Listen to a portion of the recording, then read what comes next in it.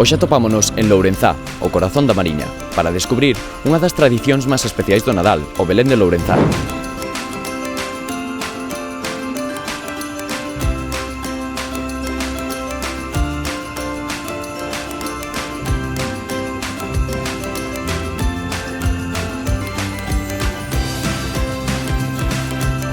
Que significa o Belén de Lourenzá para o Concello e a identidade cultural do pobo?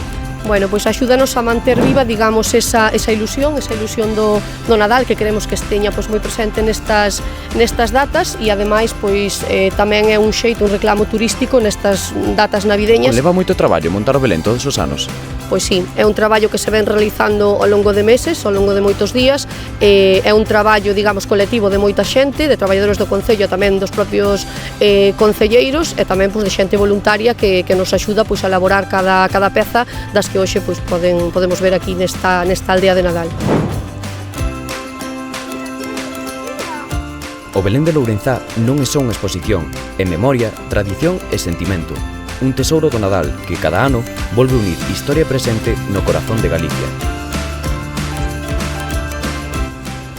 Que supón para o comercio local esta tradición do Nadal?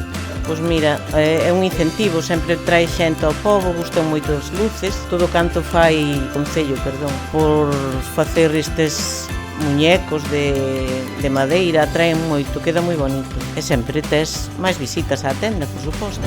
Un Belén único, cargado de traballo, arte e emocións, que leva case unha década sorprendendo veciños e visitantes.